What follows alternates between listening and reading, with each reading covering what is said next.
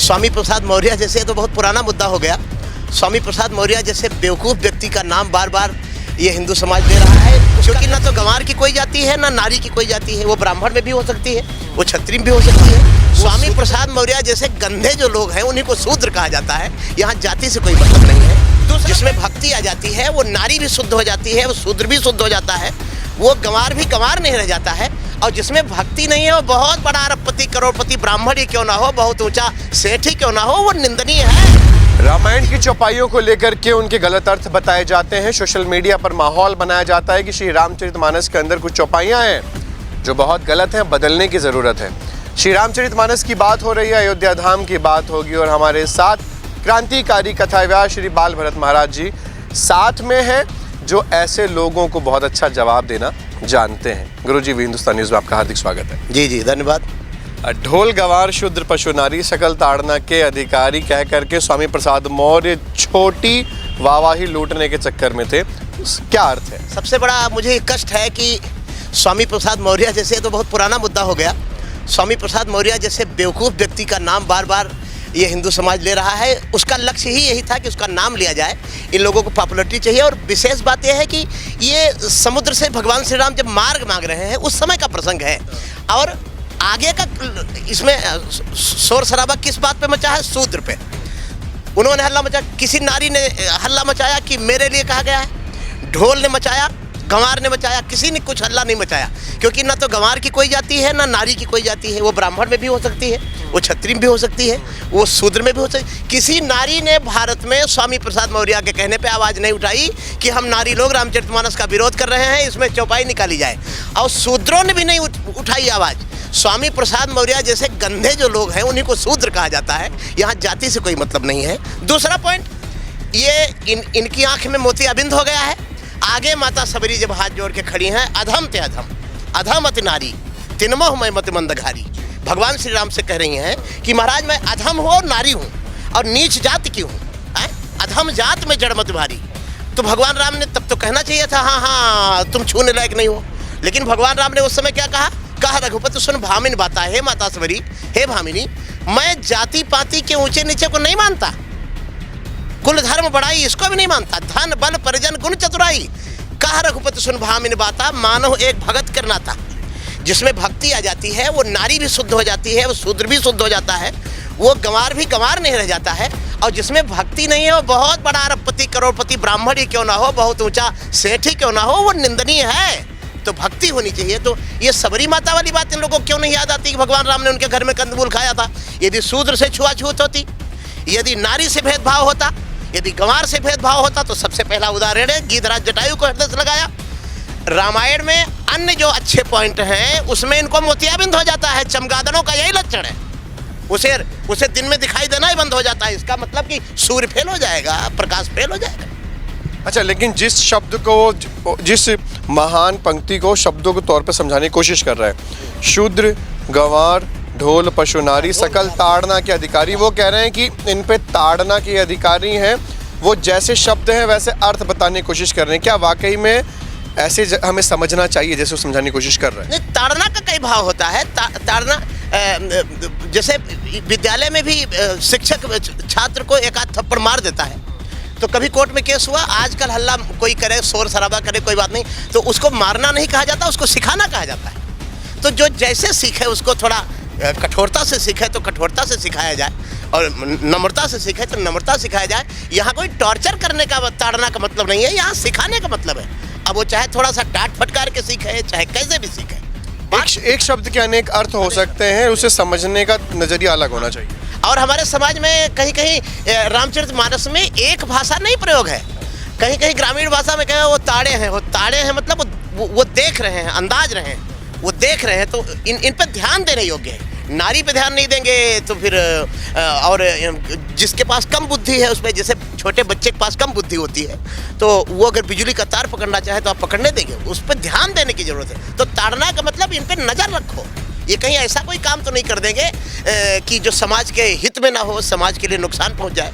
Corona आया था तो जिन लोगों को ज्ञान नहीं था तो पुलिस लगती थी, भाई सैनिटाइजर करो, और उन पर शासन करती थी, सख्ती करती थी। तो इसका किसी ने विरोध किया क्योंकि उनको ज्ञान नहीं है, कुछ लोगों को ज्ञान है, ये मतलब है। ताड़ने का मतलब बांध के मारना नहीं जी।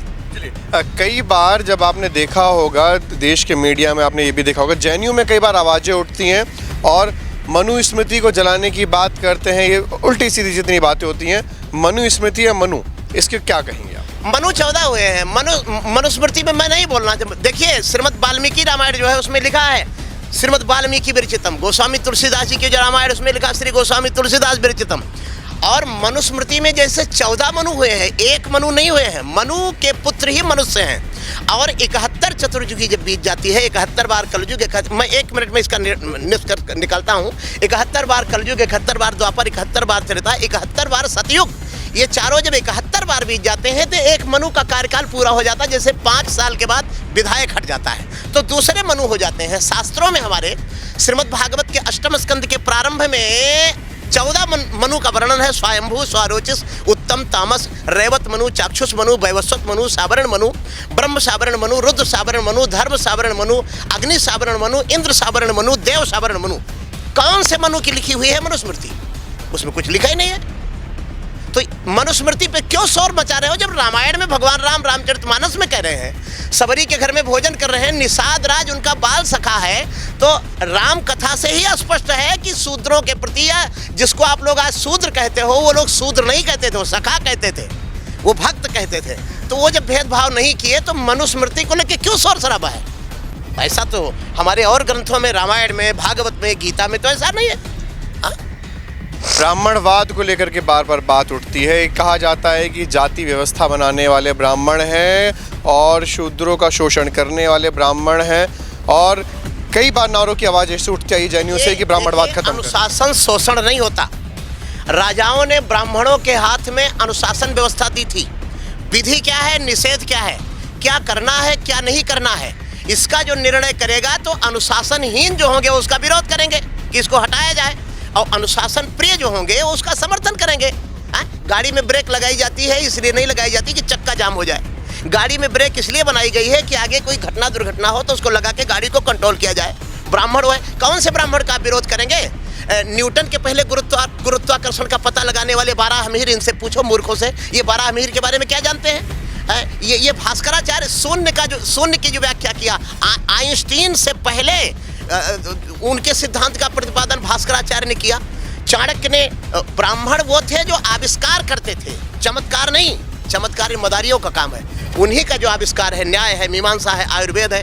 अभी कोई गैर ब्राह्मण बीमार पड़ जाएगा तो औषधि का सहारा लेगा तो ब्राह्मण की बनाई हुई है, वो तो ब्राह्मण का आविष्कार है। तो आविष्कार के नाते ब्राह्मणों की पूजा होती थी, ब्राह्मणों का सम्मान होता, पाखंड के लिए नहीं होता था।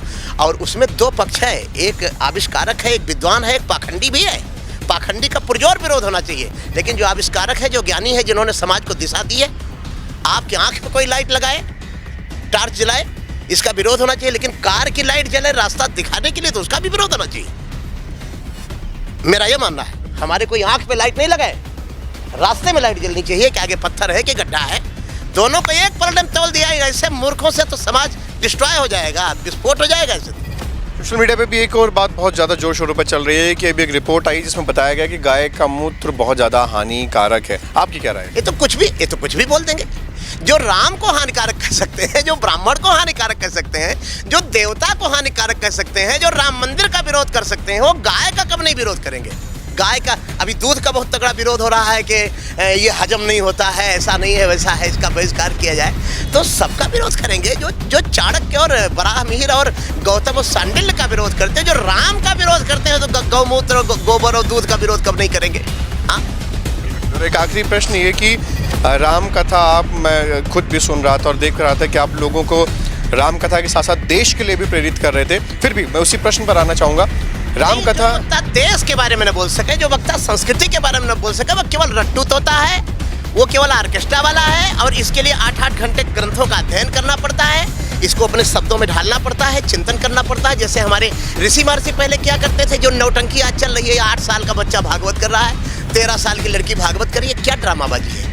बरसों पढ़ने के बाद कोई 13 साल का लड़का अपने वकील बना नहीं देखा होगा, डॉक्टर MBBS किया हुआ नहीं देखा होगा। कथावाचक तुरंत बन जाते हैं, कोई लड़का, कोई लड़की, कोई कैसे भी करके। तो ये कठोर अध्ययन का विषय है हमारे ग्रंथ, उसको ठीक से समझने का विषय है, नहीं तो ये अनर्गल प्रलाप जारी रहेगा समाज में। वही आखिरी प्रश्न मेरा ये था कि श्री राम कथा का श्रवण वर्तमान में आवश्यक क्यों है?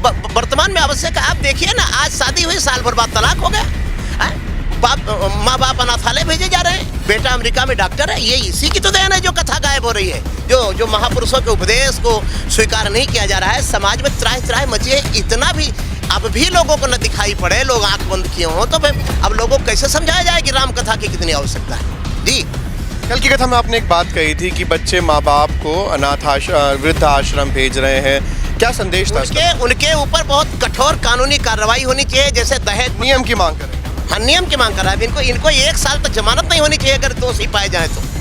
अब माँ बाप से मैं भी कहूँगा कि माँ बाप भी बाहर की कोई लड़की आती है, उनकी बहू बनकर आती है, तो उसको भी अपनी बेटी जैसे देखें।